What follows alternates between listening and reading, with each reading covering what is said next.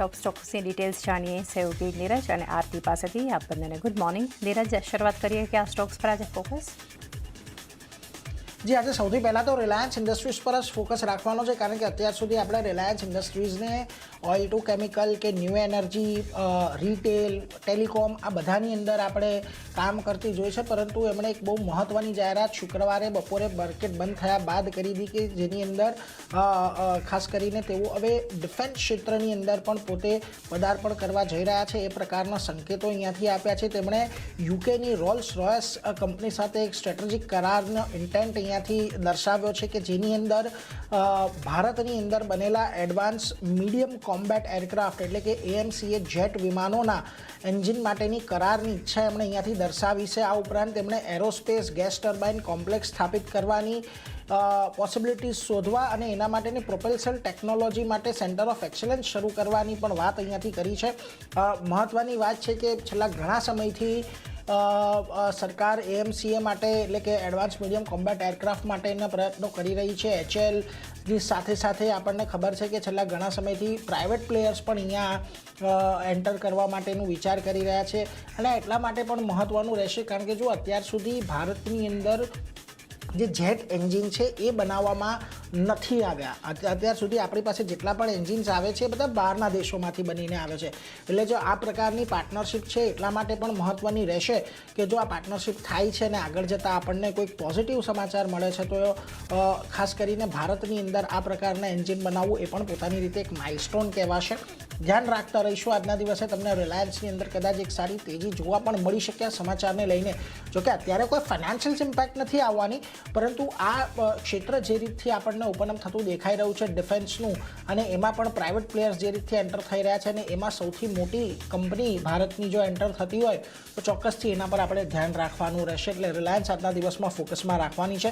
બીજી તરફ તમે NMDC પર આવો જો અહીંયા પરિણામો તમને થોડાક ઓપરેશનલ નંબર્સ નબળા રહેતા દેખાઈ રહ્યા છે કમ્પેરેટિવલી. અને અનુમાનની વાત કરીએ તો અનુમાન મુજબના અમુક પરિણામો છે. જો પ્રોફિટ અહીંયા 2007 કરોડ પર છે, અનુમાનથી સારો આંકડો છે. યર ઓન યર બેસિસ પર 2% વધારો, રેવન્યુ 6795 કરોડ, અનુમાનથી ઓછો આંકડો છે પરંતુ યર ઓન યર બેસિસ પર 2.5% વધારો છે. એબિટા પણ અનુમાન મુજબનો ઓલમોસ્ટ રહેતા જોવા મળ્યા છે, પરંતુ અહીંયા દબાણ એક છે. ખાસ કરીને વધવાનું અનુમાન હતું જેની સામે થોડું ઘટ્યું છે અને માર્જિન 36.4% પર છે. અનુમાન કરતાં વધારે છે પરંતુ ગયા વર્ષની સરખામણીએ થોડોક આપણને નબળા રહેતા જોવા મળ્યા છે. એટલે એના પર એક ધ્યાન રાખવાનું. અમુક બાબતે ખાસ કરીને Q1 આપણને અહીંયાથી મિસ થતું દેખાયું છે. જોકે વોલ્યુમ સારા રહ્યા છે, રિયલાઇઝેશન સારું રહ્યું છે, પરંતુ સામે જે ખર્ચ છે ખર્ચની અંદર પણ વધારો થયો છે જેને લઈને થોડીક અહીંયાથી જુઓ જે બ્રોકરેજીસ છે એ થોડીક ચિંતિત છે અને એમાં પણ વેલ્યુએશન્સ ખાસ કરીને થોડાક વધારે હોવાથી ચિંતામાં છે. સિટી જુઓ સેલકોલ સાથે 80ના ટાર્ગેટ આપી રહ્યું છે.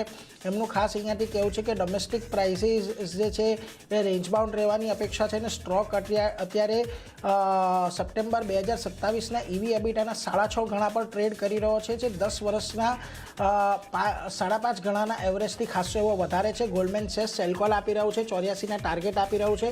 એમનું પણ કહેવું છે કે Q1 અહીંયાથી ઓછા રિયલાઇઝેશન અને વધુ ખર્ચને કારણે મિસ થતો જોવા મળ્યો છે. જોકે એમણે અહીંયાથી FY 27, 28, 29ના એબિટા અનુમાનની અંદર ઘટાડો કર્યો છે. એટલે આજે થોડી ઘણી વેચવાલી તમને અહીંયા NMDCમાં આવતી જોવા મળી શકે.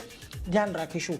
બીજી તરફ પતંજલિના પરિણામો આપણને આવતા દેખાયા છે. સારા પરિણામો છે. 86% જેટલો પ્રોફિટ અહીંયાથી વધ્યો છે. રેવન્યુની અંદર 29%નો વધારો છે. એબિટા 70% જેટલા વધ્યા છે અને માર્જિન લગભગ 3.7%થી વધીને 4.8% પર રહેતા જોવા મળ્યા છે. ધ્યાન એટલા માટે રાખવાનું કે થોડા દિવસ પહેલાં અહીંયા એક બહુ મોટો ઘટાડો એક આવ્યો હતો, ત્યારે મેનેજમેન્ટે આવીને ખાસ કરીને સ્પષ્ટતા કરી હતી કે અહીંયા કોઈપણ પ્રકારની એવી રેગ્યુલેટરી અડચણો નથી, કોઈપણ નોટિસ નથી મળી ફાઇનાન્શિયલ ઇન્સ્ટિટ્યુશન તરફથી કે પછી કોઈ સ્ટેટ ઇન્સ્ટિટ્યુશન તરફથી. હવે ત્યારબાદ પણ આપણને એક આ સ્ટોકની અંદર એક અંડર પરફોર્મન્સ જોવા મળ્યું છે, પરંતુ આ પરિણામો જે પ્રકારે આપણને પોઝિટિવ રહેતા દેખાયા છે, ખાસ કરીને માર્જિનનું સુધારવું એ અહીંયાથી થોડુંક પોઝિટિવ છે. એટલે આજના દિવસે તમને પતંજલિ ફૂડ્સ એક પોઝિટિવ ઇમ્પેક્ટ બતાવી શકે છે. ધ્યાન રાખીશું કઈ રીતે આજે કામકાજ થતું જોવા મળે છે. બીજી તરફ આવો વોલ્ટાસ પર. વોલ્ટાસના પરિણામો તો ફેન્ટાસ્ટિક રહ્યા જ છે, કારણ કે એમનો જે આ ઉનાળો હતો એ ઉનાળોની અંદર જે વેચાણ છે, વેચાણ ખાસું એવું વધતું જોવા મળ્યું હતું. અગાઉ પણ આપણે અપડેટ આવી હતી, જોવા મળી હતી કે ઓલમોસ્ટ 1 મિલિયનથી વધારે યુનિટ એમણે રૂમ એસીના વેચ્યા છે, અને એને લઈને જુઓ તમને રિફ્લેક્ટ પરિણામોમાં પણ થઈ રહ્યા છે. 52% જેટલો પ્રોફિટ વધ્યો છે, રેવન્યુ લગભગ 19% જેટલા વધ્યા છે, એબિટાની અંદર 48.7% વધારો, અને માર્જિન 4.5થી વધીને 5.7% પર. એટલે દરેક મોરચે સારા પરિણામો છે, એટલે એના પર ધ્યાન રાખવાનું. અને વોલ્યુમ જુઓ, 45%નો વોલ્યુમ ગ્રોથ ઇન્ડસ્ટ્રીમાં સૌથી વધારે, અને ઇન્ડસ્ટ્રીના ઓવરઓલ ગ્રોથ કરતાં એક સારો ગ્રોથ આપણને રૂમ એસીની અંદર જોવા મળ્યો છે. 45%નો વોલ્યુમ ગ્રોથ ઘણો સારો કહેવાય. એટલા માટે જો સિટી અહીંયાથી બાય કોલ આપી રહ્યો છે, 1550ના ટાર્ગેટ આપી રહ્યો છે, અને બીજી તરફ CLSA થોડુંક અંડર પરફોર્મ આપી રહ્યું છે 1160ના ટાર્ગેટ સાથે. જો કે એમણે પણ કહેવું તો છે કે Q1 એબિટા અનુમાન મુજબ હતા, RSCનો ગ્રોથ સારો રહેતો જોવા મળ્યો હતો. જો કે એમને અહીંયાથી માર્જિન કન્સર્નને લઈને તેઓ અંડર પરફોર્મનું રેટિંગ આપી રહ્યા છે. નોમુરા ન્યુટ્રલ કોલ સાથે 1357ના ટાર્ગેટ આપી રહ્યા છે, અને UBS બાયકોલ સાથે 1560ના ટાર્ગેટ આપી રહ્યા છે. પરિણામો જુઓ સારા છે, પરંતુ અમુક વેલ્યુએશનને લઈને એને લઈને થોડીક ચિંતાઓ છે, પરંતુ આજના દિવસે આ પરિણામોને પગલે તમને એક સારી તેજી ખાસ કરીને વોલ્ટાસની અંદર જોવા મળી શકે છે. બીજી તરફ આવો તમે કોચિન શિપયાર્ડ પર. નબળા પરિણામો છે કમ્પેરેટિવલી. પ્રોફિટ 27% ઘટ્યો છે, રેવન્યુની અંદર 7%નો ઘટાડો છે, એબિટા 32% ઘટ્યા છે, માર્જિન 23.91%થી ઘટીને 17.33% પર છે. હવે ખાસ કરીને ધ્યાન રાખજો, આ બધી કંપનીઓની અંદર એક્ઝિક્યુશન ખાસું મહત્વનું હોય છે. એક્ઝિક્યુશન થોડુંક એક ક્વાર્ટરની અંદર નબળું પડ્યું છે, એને લઈને થોડાક દબાણમાં છે, પરંતુ આની સામે જ્યારે તમે અન્ય પ્રાઇવેટ કંપનીઓ કે અન્ય કંપનીઓ જો છો તો ત્યાં આગળ તમને સારા એવા એક્ઝિક્યુશન રહેતા જોવા મળ્યા છે, જેને લઈને ખાસ આજના દિવસે તમારી અહીંયાથી ધ્યાનમાં રાખવાનું છે. કોચિન શિપયાર્ડ થોડુંક આજના દિવસે દબાણ દર્શાવી શકે છે, એટલે ધ્યાન રાખીશું. અને બીજી તરફ આપણે NMDCની ચર્ચા કરી. NMDCની સબસિડરી કંપની NMDC સ્ટીલના પણ પરિણામો છે. અહીંયા પણ જો થોડીક ઓપરેશનલ ચિંતાઓ છે, 97% જેટલો પ્રોફિટ વધ્યો છે, એટલે કોઈ વન ઓફ હોય કે નહીં એ ધ્યાન રાખવું પડશે, પરંતુ રેવન્યુ જુઓ 8-9% જેટલી જ વધી છે, એબિટામાં 2%નો ઘટાડો, માર્જિન 12.1%થી ઘટીને 10.9% પર. એટલે એના પર એક ખાસ ધ્યાન રાખવાનું રહેશે. આજના દિવસે થોડુંક દબાણ અહીંયા કદાચ તમને આવી શકે, કારણ કે ઓપરેશનલ નંબર્સ વીક છે, એટલે એના પર એક ફોકસ ચોક્કસથી રાખીશું. એટલે આજના દિવસે જો ચારની આપણે રિલાયન્સની વાત કરી કે ત્યાં સારી એક તેજી રહી શકે છે. વોલ્ટાસ પતંજલિમાં પણ એક પોઝિટિવ રિએક્શન આવી શકે છે, એટલે એના પર એક ધ્યાન રાખીશું. પરંતુ આરતી, આ સિવાય પણ ઘણા બધા પરિણામો આપણને આવતા જોવા મળ્યા છે, સમાચારો પણ છે. તમારી ખાસ ક્યાં નજર? જી, શરૂઆત પરિણામ સાથે કરીએ તો ફિઝિક્સવાળા અહીંયા ફોકસ રાખવાનું છે, કારણ કે થોડાક મિશ્ર નંબર્સ જોઈ રહ્યા છે. આવક વધી છે, 24%નો વધારો આવકના ફ્રન્ટ પર છે, 1054 કરોડની પાસે આંકડો આવતો જોવા મળ્યો છે. અને વાત કરી લઈએ નફાની, તો જે 120.5 કરોડનો નફો હતો એની સામે 77.6 કરોડની ખોટ અહીંયા કંપનીને થતી દેખાઈ રહી છે, એટલે ધ્યાન રાખવાનું છે. કંપની નફામાંથી ખોટમાં આવી છે. આ સાથે એબિટા ખોટની વાત કરી લઈએ તો ત્યાં પણ એક ઘટાડો જોઈ રહ્યા છે, 76.3 કરોડથી 56.9 કરોડ પર એબિટા ખોટ આપણને આવતી દેખાઈ રહી છે. તો ફિઝિક્સવાળા માટે એક ધ્યાન રાખવાનું છે. સારા નંબર્સ આવતા દેખાઈ રહ્યા છે અહીંયા, એટલે સ્ટોક કઈ રીતે રિએક્ટ કરે છે એના પર ખાસ એક નજર રાખવાની છે. નેક્સ્ટ કાઉન્ટર રૂબિકોનનું કાઉન્ટર છે. હવે જો અહીંયા દરેક ફ્રન્ટ પર ઘણા સારા નંબર્સ આવતા જોવા મળ્યા છે. નફાની વાત કરી લઈએ તો જે 43 કરોડ હતો ત્યાંથી 95.6% વધી 85 કરોડની પાસે આંકડો આવ્યો છે. આવકમાં 51.6%નો વધારો આપણે જોઈ રહ્યા છે. એબિટા પણ જે 79 કરોડ હતા ત્યાંથી ઓલમોસ્ટ 63.3% વધી અને 129 કરોડની પાસે પહોંચતા જોવા મળ્યા છે. અને માર્જિનમાં 200 બેઝિસ પોઈન્ટ્સનો વધારો છે, 22.42%ની સામે 24.14% પર માર્જિન પણ આપણને આવતા જોવા મળ્યા છે. તો દરેક ફ્રન્ટ પર ઘણા સારા નંબર છે. અહીંયા એક પોઝિટિવ એક્શન આપણને આવતી દેખાઈ શકે છે. તો રૂબિકોન માટે એક ખાસ ધ્યાન રાખવાનું છે કે અહીંયા કઈ રીતનું આપણને રિએક્શન જોવા મળે છે પરિણામનું. નેક્સ્ટ પૂર્વાંકરાનું કાઉન્ટર છે. અહીંયા પણ જો સારા નંબર્સ જોઈ રહ્યા છે, કારણ કે 61.8% કંપનીની આવક વધી છે, 524 કરોડની સામે 848 કરોડની પાસે આંકડો આવ્યો છે. એબિટા પણ વધ્યા છે, જે 66.7 કરોડ હતા ત્યાંથી વધીને 188.5 કરોડની પાસે આપણને આવતા જોવા મળ્યા છે. અને માર્જિનની જો વાત કરી લઈએ તો 12.73%ની સામે 22.22% પર માર્જિનનો આંકડો આવ્યો છે. આ સાથે કંપની જે 68.55 કરોડની ખોટમાં હતી એની સામે નફો થયો છે 25.23 કરોડનો, એટલે કંપની ખોટમાંથી નફામાં આવી છે, અને કારણે પૂર્વાંકરા દરેક ફ્રન્ટ પર સારા નંબર છે. એક પોઝિટિવ એક્શન આગળ વધતી દેખાઈ શકે છે, તો અહીંયા એક ધ્યાન રાખવાનું છે. નેક્સ્ટ હવે સમાચારનું રિએક્શન જોવા મળશે એવા કાઉન્ટર છે. હવે ઓઇલ એન્ડ ગેસ ઓવરઓલ આખું કાઉન્ટર ફોકસમાં રાખવાનું છે, કારણ કે વિન્ડફોલ ટેક્સમાં અહીંયાથી ઘટાડો કરવામાં આવ્યો છે સરકાર દ્વારા.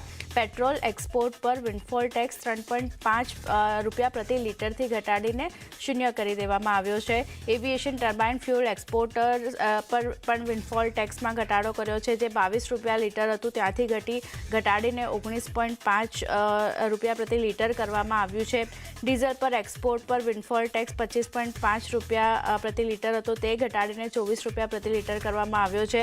અને 15 ઓગસ્ટથી આ નવા ટેક્સ જે છે તે ત્યાંથી લાગુ કરવામાં આવ્યા છે, એટલે વિન્ડફોલ ટેક્સમાં ઘટાડો કરવામાં આવ્યો છે શનિવારથી, એટલે ધ્યાન રાખવાનું છે. આજે ઓવરઓલ એવિએશન કાઉન્ટર છે, ઓઇલ એન્ડ ગેસ કાઉન્ટર છે, બધા પર એક નજર રાખવાની છે. નેક્સ્ટ GMR એરપોર્ટ્સનું કાઉન્ટર છે. જુલાઈ બિઝનેસ અપડેટ આવતી દેખાઈ રહી છે. અહીંયા સારી અપડેટ છે, કારણ કે પેસેન્જર ટ્રાફિક 0.4% આપણને વધતું જોવા મળ્યું છે અને 9.3 મિલિયન પેસેન્જર પર પહોંચ્યું છે યર ઓન યર બેઝિસ પર. સ્થાનિક પેસેન્જર ટ્રાફિકમાં 0.1% જેવો સામાન્ય ઘટાડો જોવા મળ્યો છે. ઇન્ટરનેશનલ પેસેન્જર ટ્રાફિક 2% વધ્યું છે અને એરક્રાફ્ટ મોમેન્ટની જો વાત કરી લઈએ તો ત્યાં 1.5%નો ઘટાડો 58,314 પર આવતું જોવા મળ્યું છે. તો GMR એરપોર્ટ્સ આજે અહીંયા જે જુલાઈ બિઝનેસ અપડેટ આવ્યા છે એને લીધે ફોકસ રાખવાનું છે. Next counter HAL, BEML, Adani enterprise જેવા કાઉન્ટર છે, કારણ કે કરાર કરવાના સમાચાર છે આ ત્રણેય કંપનીઓ વચ્ચે. પ્રચંડ હેલિકોપ્ટર માટે ફ્યુઝલેજ બનાવવાનો કરાર કરવામાં આવ્યો છે અને કંપનીનો ડિફેન્સ એક્સપોર્ટ ઓર્ડર 50%થી આપણને વધતો જોવા મળ્યો છે. તો આ બધી કંપનીઓ ખાસ ફોકસમાં રાખવાની છે. HAL, BEL, અદાની એન્ટરપ્રાઇઝ આ ત્રણેય વચ્ચે કરાર કરવામાં આવ્યા છે, એને લીધે આ ત્રણ કંપનીઓ માટે આજે ખાસ એક ફોકસ રાખવાનું છે. નેક્સ્ટ ફાર્મામાંથી ડૉક્ટર રેડ્ડીઝનું કાઉન્ટર છે. થોડો નેગેટિવ સમાચાર છે, સેન્ટિમેન્ટલ ઇફેક્ટ જોવા મળી શકે છે નેગેટિવ સાઇડની. US FDA પાસેથી હૈદરાબાદ FTO3 યુનિટ જે છે મેન્યુફેક્ચરિંગ યુનિટ, એને 4 અવલોકનો મળ્યા છે અને અવલોકનો સાથે ફોર્મ 483 પણ ઇસ્યુ કરવામાં આવ્યું છે અને 6 થી 14 ઓગસ્ટ વચ્ચે આ પ્લાન્ટની તપાસ હાથ ધરવામાં આવી હતી, જેમાં અવલોકનો મળ્યા છે. ફોર્મ 483 મળ્યું છે, એને કારણે આજે થોડું ધ્યાન રાખવાનું છે ડૉક્ટર રેડ્ડીઝ માટે, તો અહીંયા એક ફોકસ રહેશે. નેક્સ્ટ બધી બેન્કિંગ અને પ્રાઇવેટ સેક્ટર બેંક ખાસ ફોકસમાં રાખવાની છે, કારણ કે RBIએ foreign currency non resident bank પર પોતાનું નિવેદન આપ્યું છે અને નિવેદન આપતા તેમણે હાલ સુધી જે FNCRB દ્વારા $52.30 બિલિયન ડિપોઝિટ છે તે અહીંયાથી આપણે થતી દેખાઈ રહી છે. હવે FCNRB ડિપોઝિટ માટે સ્વેપ ફેસિલિટી 31 ઓગસ્ટ 2026 સુધી લંબાવવામાં આવી છે અને ડિપોઝિટ હેઠળ સ્વેપ ફેસિલિટી 11 સપ્ટેમ્બર 2026 સુધી RBI પાસેથી મેળવી શકાશે. હવે આનું positive action private sector bank માટે એટલા માટે, કારણ કે પ્રાઇવેટ સેક્ટર બેંક જે છે તે પોતાના ફોરેન કરન્સી ઇનફ્લો વધારી શકશે આ નિર્ણય બાદ અને પોતાની લિક્વિડિટી અને જે અત્યારે ક્રેડિટ ડિપોઝિટ જે રેશિયો સ્ક્રેચ થઈ રહ્યો હતો તે અહીંયાથી મેન્ટેન કરી શકશે. એટલે આજે પ્રાઇવેટ સેક્ટર બેંક માટે પોઝિટિવ સમાચાર છે જે આપણને RBI તરફથી આવતા દેખાઈ રહ્યા છે. તો આજે આ પ્રાઇવેટ સેક્ટર બેંક ખાસ ફોકસમાં રાખવાની છે. અને છેલ્લે મારા તરફથી PB ફિનટેકની વાત કરી લઈએ તો અહીંયા થોડા નેગેટિવ સમાચાર. IRDAI એટલે કે insurance regulatory and development authority of ઇન્ડિયાએ નિરીક્ષણ પછી અમુક મુદ્દાઓ અંગે પોલિસી બજારને કારણ બતાવ નોટિસ મોકલી છે અને પોલિસી બજાર નિર્ધારિત સમય મર્યાદામાં સંબંધિત સત્તાવાળા જે છે એ તેમને જવાબ સુપરત કરશે. 21 થી 25 ઓક્ટોબર 2024ની વચ્ચે નિરીક્ષણ કર્યું હતું IRDAIએ અને એ ચોક્કસ દસ્તાવેજો, પ્રતિક્રિયાઓ, સંબંધિત બાબતો અંગે સલાહકાર પત્ર પણ મોકલ્યા હતા. એટલે થોડા સેન્ટિમેન્ટલ નેગેટિવ ઇફેક્ટ અહીંયા કાઉન્ટર બતાવી શકે છે PB ફિનટેક, જે કારણ બતાવ નોટિસ મળી છે એને કારણે. તો અહીંયા એક ધ્યાન રાખવાનું છે. તો ચાંદની ઘણા બધા કાઉન્ટર જે નીરજે જણાવ્યા, મેં જણાવ્યા, બધા આજે ફોકસમાં રહેશે. જી, આ બધા સ્ટોક્સ પર આપણે ખાસ એક ફોકસ રાખવાનું છે. આરતી અને નીરજ, આપ બંનેનો આભાર અમારી સાથે જોડાઈ અને ટોપ સ્ટોક શેર કરી.